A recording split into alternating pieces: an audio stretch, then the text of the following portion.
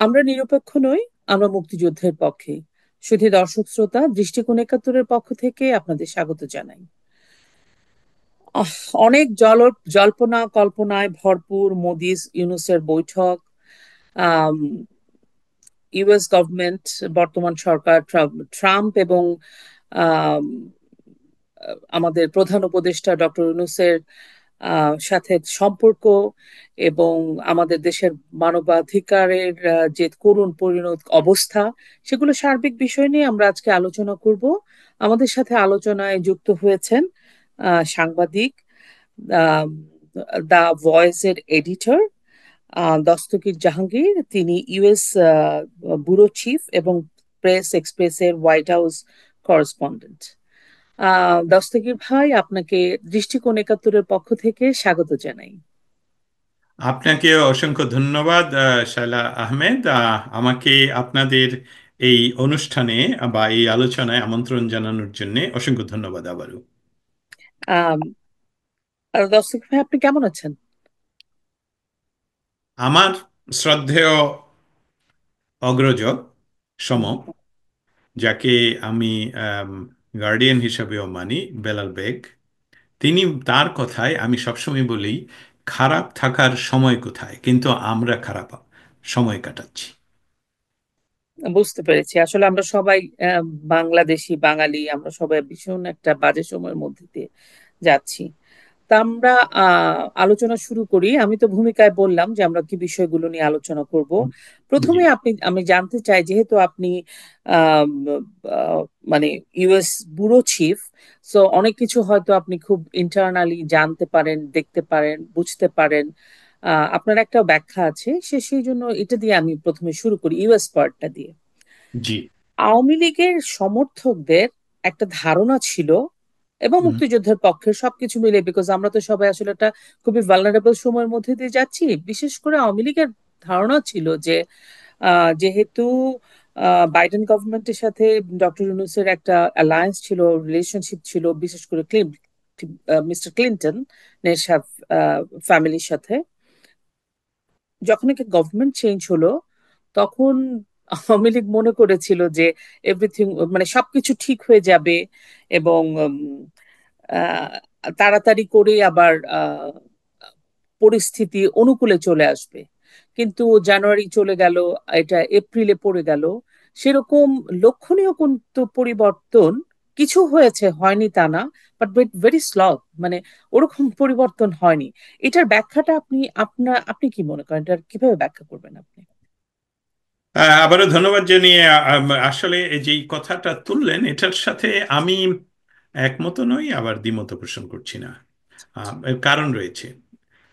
দীর্ঘ সময় ধরে যে মানুষগুলো নির্যাতিত হচ্ছে, আমি বলছি বাংলাদেশের স্বাধিকারের পক্ষে যারা, একাত্তরের পক্ষে যারা, বঙ্গবন্ধুর যারা, জয় বাংলার যারা, বায়ান্নের যারা, প্রতিটি মানুষের প্রতিটি মুহূর্ত যাচ্ছে খুবই একটি অস্বাভাবিক পরিস্থিতির মাঝে।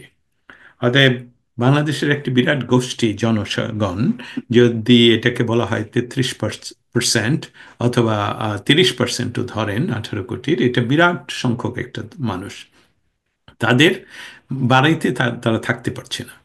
তাদের যে ব্যবসা বাণিজ্য, এমনকি গবাদি পশুর যে বাণিজ্য, এমনকি পুকুর বা মাছ চাষ, সমস্ত কিছুই বেদখল, পুরানো হয়েছে, এমনকি পশু পুরানো হয়েছে। আহ, বহু মানুষের সাথে যোগাযোগ আমাদের, তারা যোগাযোগ করে, যেহেতু আমাদেরকে অনলাইনে পেয়ে যান, যে তাদেরকে কোনো ক্রমে বাড়ি ফিরে যাওয়ার কোনো উপায় আছে, তৈরি করা যায় কিনা। তা অতএব আপনি যেটা জানতে চাইলেন, ইউএসএর রাজনৈতিক সরকার বা ইউএসএর সরকার পরিবর্তনে দ্রুততম সময়ে বাংলাদেশের কি পরিবর্তন বাংলাদেশের মানুষ অপেক্ষায় ছিল, সেটা কি, যদি কেউ ধারণা করে থাকে, কেউ বিশ্বাস করে থাকে, বা কারো মনে এই ধরনের ইয়ে হয়ে থাকে যে পৃথিবীর অন্য কোনো শক্তি এসে বাংলাদেশে বা পৃথিবীর কোথাও কাউকে ক্ষমতায় বসিয়ে দিবে, সেটা কিন্তু সঠিক নয়। এটাই পৃথিবীর ইতিহাসেই নয়। আমাদের ভারতবর্ষের ইতিহাসে যদি আমরা যাই, আমরা দেখব যে ভারতে মুঘল সাম্রাজ্যের প্রতিষ্ঠাতা উনি কিন্তু এসে আবার ফিরে চলে যেতে হলো কাবুলে, আবার ওনাকে শক্তি সামর্থ্য জোগাড় করে আবারও ভারত আক্রমণ করতে হলো খাইবার পাস দিয়ে। তা এই বিষয়টা যে মানে এইটা একটি উদাহরণ, এরকম শত শত, বা আমরা যদি ইতিহাস পর্যালোচনা করি, দ্রুততম সময়ের মাঝে পৃথিবীতে একটি মাত্র দেশই স্বাধীন হয়, সেটা হলো বাংলাদেশ 9 মাসের যুদ্ধে।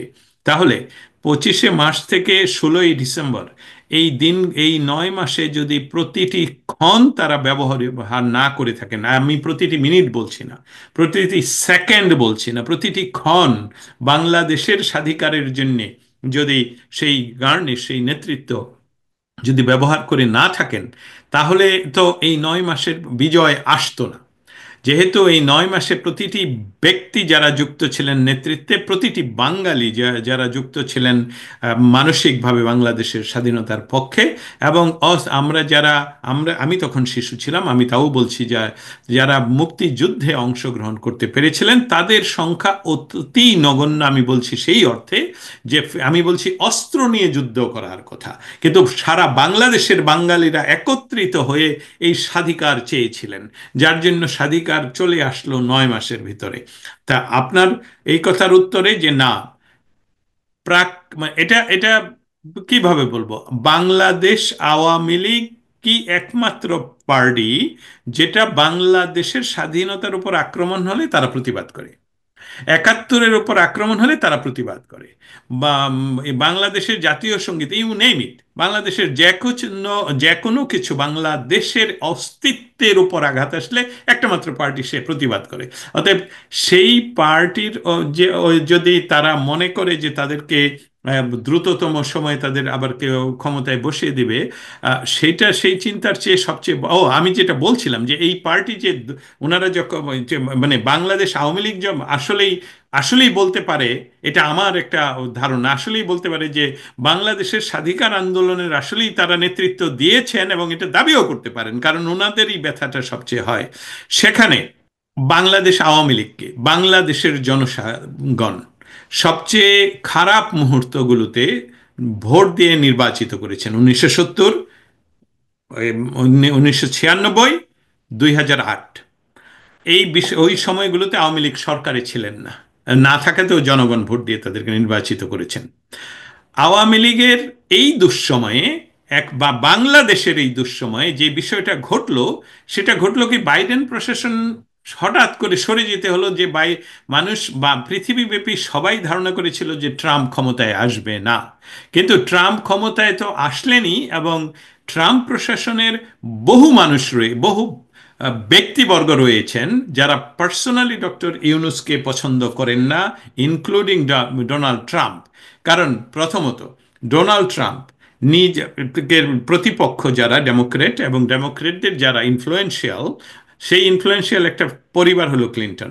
সেই ক্লিন্টন পরিবারের বন্ধু হলেন আমাদের ইন্টারিম গভর্নমেন্টের প্রধান উপদেষ্টা, এবং উনি অনেক যেটাকে আমরা বলবো ক্যাম্পেইনে উনি অনেক চাঁদাও দিয়েছেন ডেমোক্রেটদের। এবং 2016 সনে ট্রাম্প যখন প্রথমবারের মতন নির্বাচিত হয়ে আসেন আমেরিকার প্রেসিডেন্ট হিসাবে, তখনই ডক্টর ইউনূস প্যারিসের এক ইউনিভার্সিটিতে লেকচারে উনি বলেছিলেন যে আমেরিকাতে রাহুগ্রাস হয়েছে, যেটা পৃথিবীব্যাপী অন্ধকার নিয়ে আসতে পারে, এবং ট্রাম্প সেটা জানে, তো ওনার টেবিলে সেটা আছে।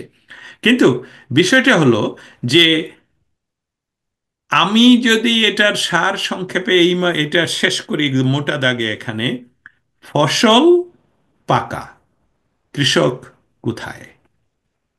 ফসল পাকা, কৃষক কোথায়? একদম। মানে কৃষককে আসলে রেডি হতে হবে কৃষক, ফসলটা তোলার জন্য। কৃষক যদি না আসে তার যে সৈন্য সামন্ত নিয়ে, তাহলে ফসল তো অন্য কেউ আপনার ঘরে তুলে দিয়ে যাবে না। আপনাকে আপনাকে আসতে হবে, নামতে হবে, কাটতে হবে, মারাই করতে হবে, তারপর আপনার এই ইয়াতে ঢালিতে রাখতে হবে, এবং সেসবগুলো বিভিন্ন প্রক্রিয়ায় আপনাকে সংরক্ষণ করতে হবে, যেটা গত অনেক বছর ধরেই হয়তোবা সংরক্ষণ প্রক্রিয়াটা অ্যাক্টিভ ছিল না। আমি মনে হয় কিছুটা বুঝতে পেরেছি। আহ তো এই ক্ষেত্রে আপনি যে বললেন ফসল রেডি, কৃষক কোথায়? আহ, আসলে যে কৃষক যে রেডি হবে, আমি আওয়ামী লীগ বলো, আর আপনি বললেন যে আওয়ামী লীগই একমাত্র মুক্তিযুদ্ধের পক্ষের কোনো মুক্তিযুদ্ধের উপরে কোনো অ্যাটাক হলে, পরাজিত শক্তি যখনই মুক্তিযুদ্ধের উপরে অ্যাটাক করার চেষ্টা করেছে, আওয়ামী লীগ নামক দলটি মুক্তিযুদ্ধের পক্ষের দল, তারাই রুখে দাঁড়িয়েছে, তারাই প্রতিবাদ করেছে, তারাই ঢাল হয়ে মুক্তিযুদ্ধকে রক্ষা করেছে। বাট আমি একটু সংযোজন করব ভাই, মুক্তিযুদ্ধের পক্ষেরও কিন্তু একটা বিশাল ফোর্স আছে। তারা কিন্তু গত 16 বছর বা সব সময় আওয়ামী লীগ, বঙ্গবন্ধু, শেখ হাসিনার প্রশ্নে আনকন্ডিশনালি আওয়ামী লীগকে সাপোর্ট করে আসছে টিল টুডে।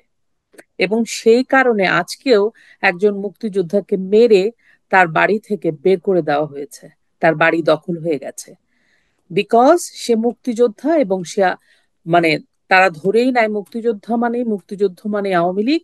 এবং মুক্তিযুদ্ধের পক্ষের যে বড় ফোর্স, তারা হয়তো সরাসরি কোনো দলের সাথে যুক্ত নয়, রাজনৈতিক দলের সাথে, কিন্তু ভোটটা তারা আওয়ামী লীগের পক্ষে দেয়, আওয়ামী লীগের মানুষ হয়ে গেছে। এটাও কিন্তু আছে।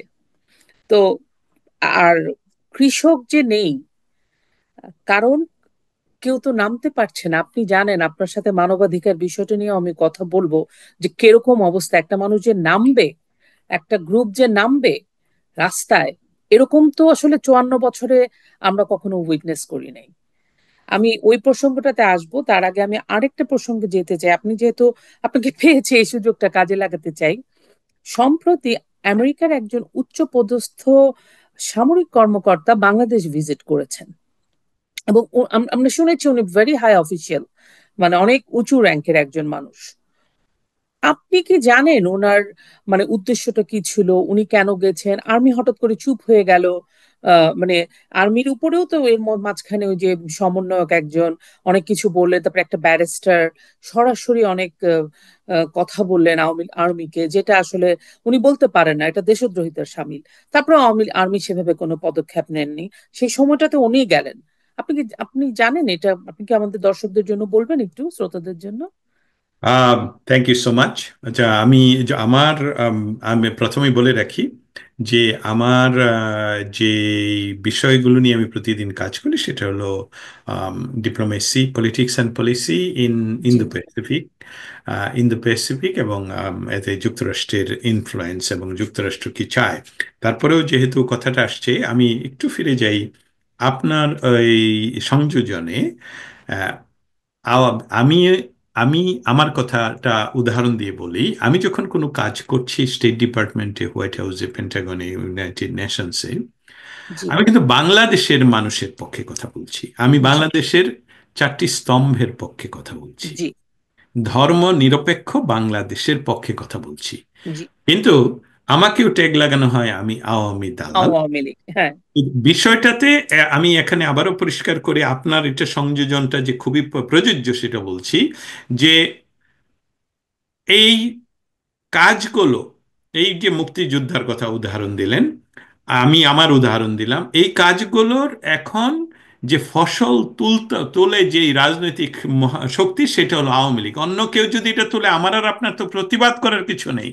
না। বাংলাদেশের সকল রাজনৈতিক দল যদি একত্রিতভাবে 71 প্রশ্নে তাদের কোনো সমস্যা না থাকে, 32 নাম্বার কেউ হাত দিলে যদি তাদেরকে ঘুরিয়ে দেওয়া হয়, তাদেরকে ঘুরিয়ে দেওয়া হয় যারা হাত দেয়, তাহলে তাদের পক্ষেই তো যাবে আমাদের কাজ। একজন অফকোর্স, অবশ্যই। অতএব এই মুহূর্তে যাদের কাছে অটোমেটিক যাচ্ছে, তারা, তাদের নামটা আমি আমি আর আপনি দুজনই সুস্পষ্টভাবে কোনো রাগ ঢাক না রেখেই বললাম যে এটা আওয়ামী লীগ। আপনারা আসুন, অন্য দলরা এটা ইয়ে করুন, প্রতিহত করুন। আওয়ামী লীগ রাজনৈতিক দল, বাংলাদেশের স্বাধিকার আন্দোলনের নেতৃত্ব দেওয়া দল, বা একমাত্র দল আমি বলবো। যদিও তখন বঙ্গবন্ধু এই পৃথিবীর বুকে প্রথম এবং এখনো পর্যন্ত শেষ নেতা বা নেতৃত্ব, যার এক ডাকে একটি একটি এরকম হাইব্রিড একটা জাতি একত্রিত হয়ে স্বাধীনতার পক্ষে, হিন্দু, বৌদ্ধ, মুসলমান, খ্রিস্টান, এবং এমনকি আদিবাসী। রাজনৈতিক মতভেদ মুসলিম লীগের অনেকেও বঙ্গবন্ধুকে সাপোর্ট করে গেছে স্বাধীনতার প্রশ্নে। কিন্তু হ্যাঁ। কিন্তু এইরকম নেতৃত্ব যেহেতু এই মুহূর্তে নাই, একটি মাত্র দলই স্বাধীনতার এই ফসলটা তুলতে পারে। আমাদের কাজ কিন্তু আওয়ামী লীগকে ক্ষমতায় বসানো নয়। আমি I repeat it, Awami League যদি ক্ষমতায় আসলে বাংলাদেশ ভালো থাকে, আমার তো সেই চাওয়াই হবে।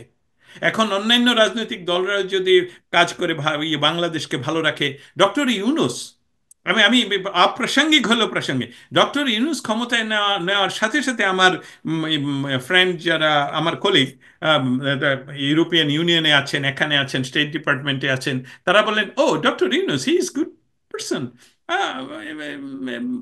Give him time. আমি বললাম ওকে, আমরা তাকে টাইম দিব, কিন্তু আমি যেহেতু ইন্টারনালি এই ফ্যাব্রিকেশনটা জানি যে এখানে কি ঘটার সম্ভাবনা আছে, যেটা মিথ্যা হয়নি। আমিও ভাবলাম যে ডক্টর ইউনূস গত সরকারের যারা দুর্নীতির সাথে যুক্ত তাদেরকে যদি একচ্ছত্রভাবে বিচার করে, আমার তো সাপোর্ট করাই উচিত, নৈতিক দায়িত্ব আমার সাপোর্ট করা। আর যদি বাংলাদেশের মানুষকে ভালো রাখে এবং আওয়ামী লীগকে, যেটা যে আওয়ামী লীগ এই যারা দুর্নীতি করেছেন বলা হচ্ছে তাদেরকে মুক্ত আওয়ামী লীগ রাজনীতি করে, তাহলে তো সবাই ডক্টর ইউনূসেরই প্রশংসা করবে। আমি কিন্তু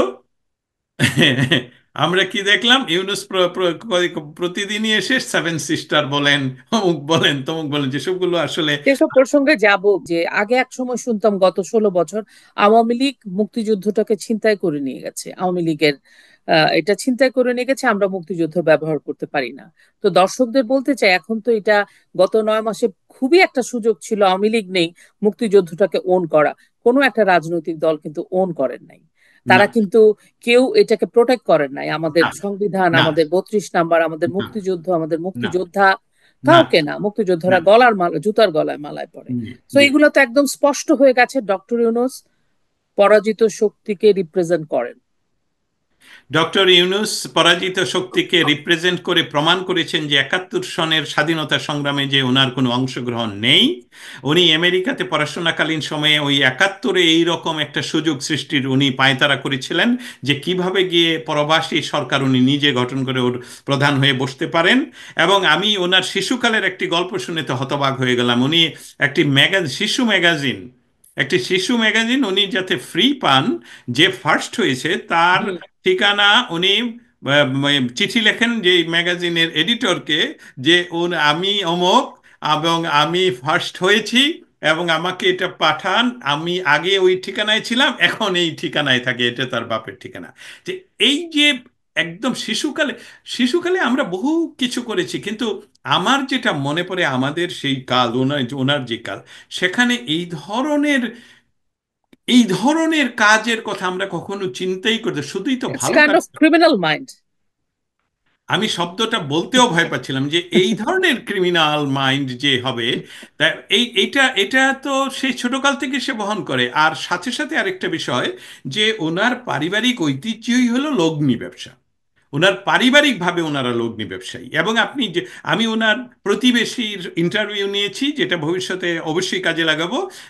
যে তো ওনাদের পারিবারিক ব্যবসায়ীটাই হলো লগ্নি ব্যবসা, এবং সেই লগ্নি ব্যবসাকে উনি ইংলিশে মাইক্রো ক্রেডিট বানিয়ে বিশ্বব্যাপী করে বাংলাদেশের সমস্ত অসহায় নারীদের উপর ভরসা করে উনি আরেকজন নারীকে নিয়ে গিয়ে নোবেল প্রাইজ কিনে নিয়ে আসলেন। সেই নারী কোথায়?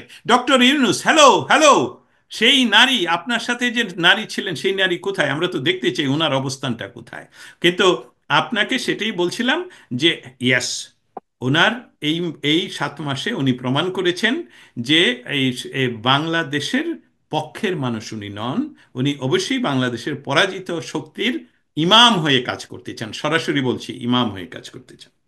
এখন আমরা ওই প্রসঙ্গে যাই যে এই যে সামরিক একজন কর্মকর্তা উচ্চপদস্থ বাংলাদেশে গেলেন, এবং আমাদের যা আর্মি কাইন্ড অফ একটু কোয়াইটি হয়ে আছে এত ঘটনা ঘটে যাওয়ার পরে, এই ব্যাখ্যাটা আপনি কিভাবে, আপনি যদি আপনি একটু বলেন আমাদের দর্শকদের জন্য আপনার পার্সপেক্টিভটা আপনি আমি কিভাবে আমি বুঝবেন? আমি এই বিষয়টা বলার আগে একটু চলে যেতে চাই প্রেক্ষাপটটা বোঝানোর জন্য। 1975 সনের একটা ইয়ের পর, অ্যাট্রোসিটির পর, বঙ্গবন্ধুকে সপরিবারে হত্যার পর, 1977 সনের 7ই নভেম্বরের আগের মুহূর্তের পরিস্থিতি।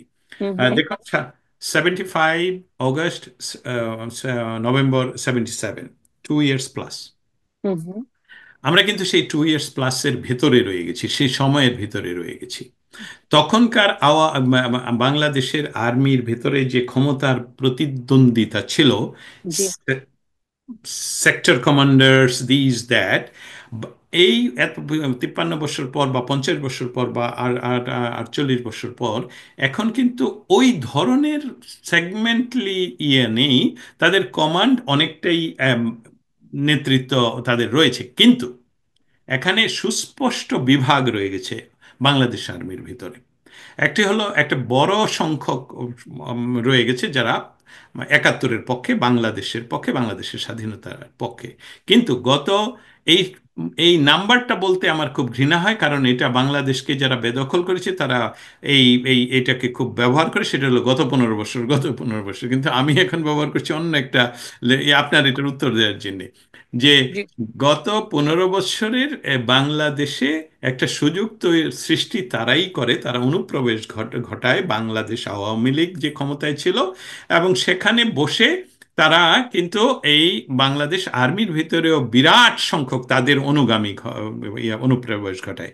আমি শুধু আপনাকে দিয়ে এই প্রশ্নটা যে প্রমাণ করার চেষ্টা করব, সেটা হলো যারা আওয়ামী লীগ সরকারের সাথে যুক্ত ছিলেন, যারা আওয়ামী লীগকে সাপোর্ট করেন, যারা বাংলাদেশকে সাপোর্ট করেন এবং মনে প্রাণে বাংলাদেশকে বিশ্বাস করেন, বঙ্গবন্ধু ভালোবাসেন, আপনি যদি আপনার চতুর্দিকের 100 জন মানুষকে জিজ্ঞেস করেন যে আওয়ামী লীগ 15 বছর ক্ষমতায় ছিল, তুমি তোমার কতজন আত্মীয়কে আর্মিতে পাঠিয়েছো, তুমি তোমার কতজন ইয়াকে এই আওয়ামী লীগের সুবিধা নিয়ে কতজনকে অমুক জায়গায় পাঠিয়েছো, আপনি প্রায় খুঁজে পাবেনই না। আমার চতুর্দিকে কেউ নেই। অতএব আমার নেই। আপনার নেই, আমার একদমই নেই। আমারও নেই।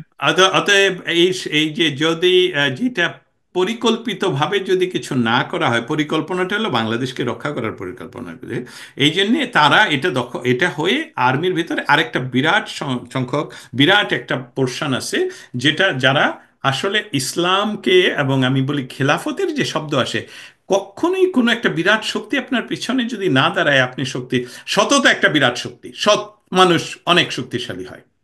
আমরা সৎ বলেই আমরা সুস্পষ্ট কথা বলতে পারি, সৎ বলেই বলতে পারি যে আমি নিরপেক্ষ নই, আমি বাংলাদেশের পক্ষে।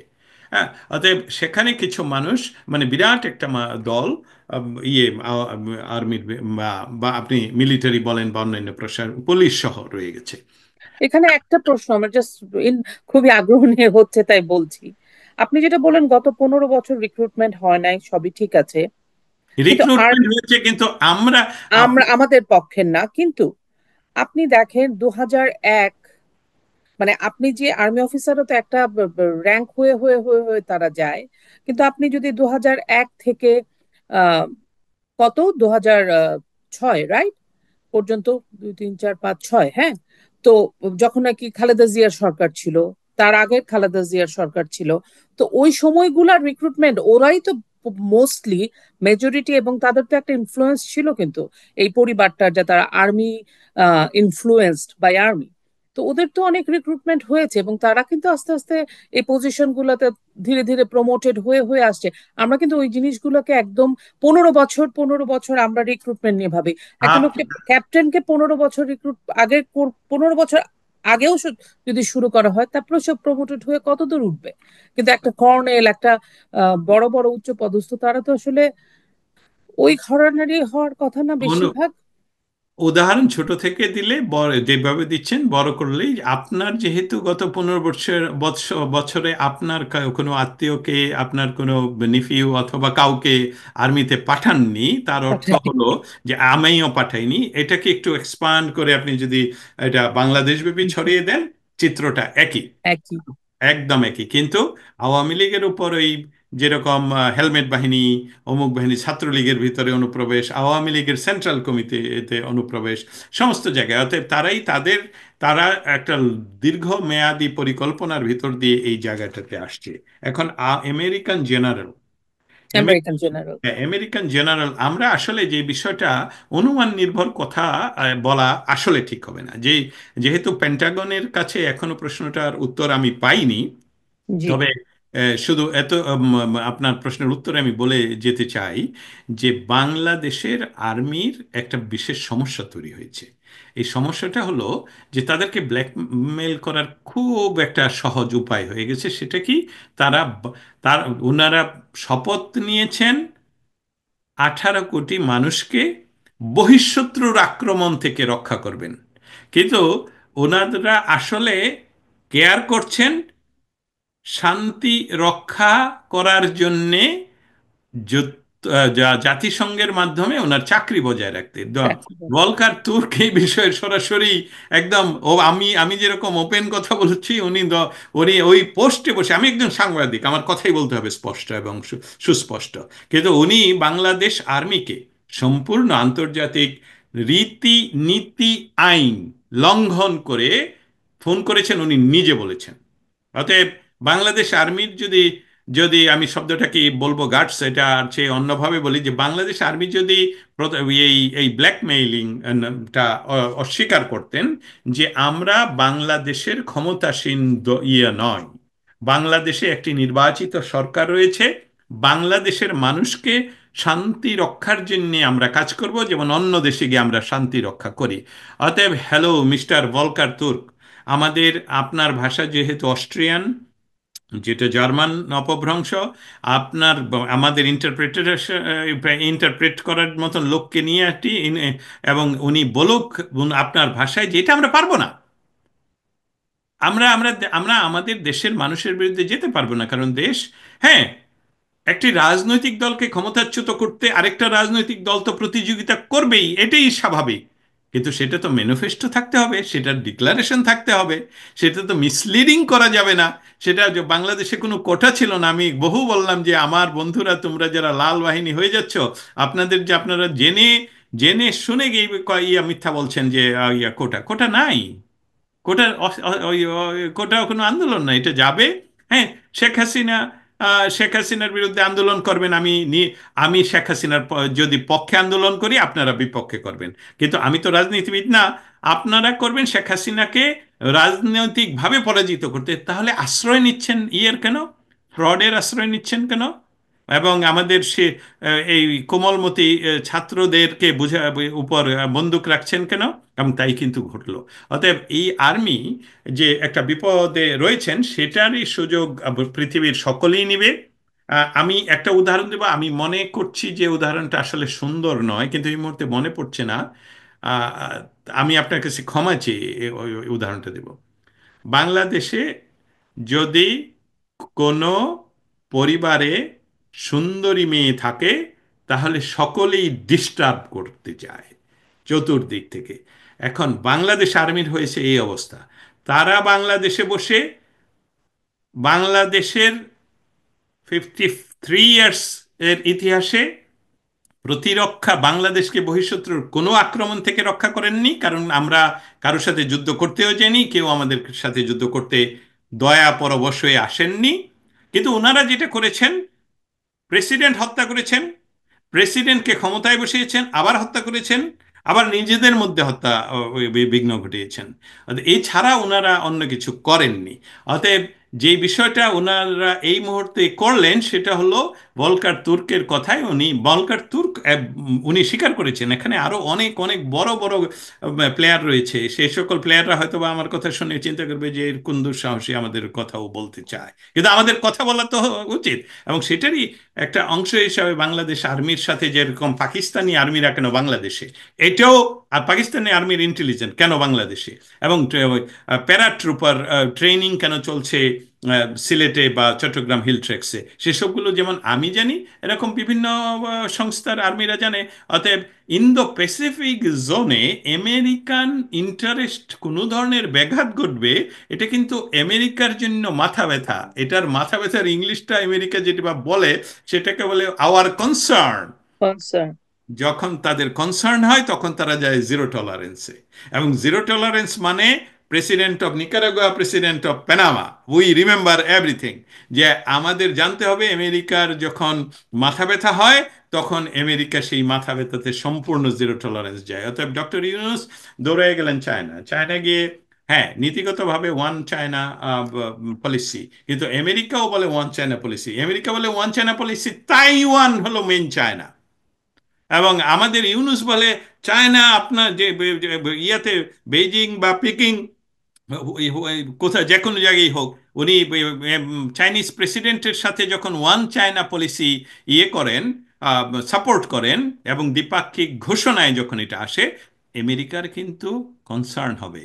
মনে রাখবেন, আমেরিকার কনসার্ন হলে কিন্তু ওনাদের অন্য দেশের প্রেসিডেন্ট উঠায় নিয়ে আসার ইতিহাস রয়েছে, কারণ দিস ইজ আমেরিকান সিকিউরিটির কনসার্ন। এবং Tulsi Gabbard is not only a person, Tulsi Gabbard হলেন আমেরিকান ইন্টেলিজেন্স এর ইয়ে ডিরেক্টর, ন্যাশনাল ইন্টেলিজেন্সের, এবং ওনার আন্ডারে 18টা সংস্থা কাজ করছেন। তা সেই সকল তথ্য উনি বিশ্লেষণ করে প্রতিদিন সকালবেলা প্রেসিডেন্টকে সবার আগে এই বিষয়গুলো উনি তুলে ধরেন। অতএব উনি যখন বলেন বাংলাদেশে খিলাফত আন্দোলন হচ্ছে, খিলাফত প্রতিষ্ঠার, এটা কিন্তু উনার একক কথা নয়, এটা আমেরিকার কথা। অতএব দিস ইজ এ কনসার্ন। এই কনসার্নের জন্যই জেনারেলরা বাংলাদেশে গিয়েছিলেন, এবং সেখানে গিয়ে ওনারা ব্ল্যাকমেল হলেন না ওনারা স্তম্ভিত হয়ে পড়লেন?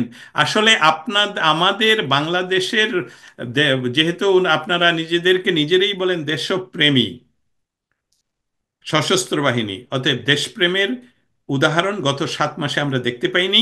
32 নাম্বার ভেঙে ফেলেছে, আপনাদেরকে সেখানে দেখা যায়নি। 32 নাম্বারই আপনাদেরকে আপনাদেরকে 32 নাম্বারের মাধ্যমেই প্রতিষ্ঠিত করা হয়েছে।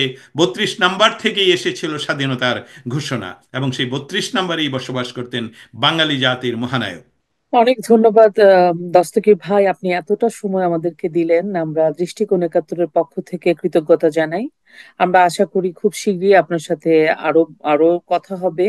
আমাদের দর্শকরা আপনাকে শুনতে চায়, আপনাদের কথা শুনতে চায়। শুধু দর্শক শ্রোতা, আশা করি আজকে আমাদের অতিথির কথা আপনাদের ভালো লেগেছে। এবং চলুন আমরা আমাদের দেশটাকে ভালোবাসি, আমরা আমাদের প্রতিবেশীকে ভালোবাসি। বিশেষ করে আমি বলবো আমার মুসলিম ধর্মাবলম্বী ছাড়া অন্য অন্য সম্প্রদায়ের সকল ভাই বোনদের মিলেমিশে আমরা একসাথে থাকি। এবং আমরা যেন আমাদের পরিবারের কন্যা শিশুটির দিকে খেয়াল রাখি। বাংলাদেশের অবস্থা ভীষণ খারাপ, আমাদেরকে ঐক্যবদ্ধ হতে হবে মুক্তিযুদ্ধের প্রশ্নে, এবং আমরা অবিচল থাকি। আপনারা ভালো থাকবেন। আবারও কথা হবে অন্য কোনো অতিথির সাথে। জয় বাংলা, জয় বঙ্গবন্ধু।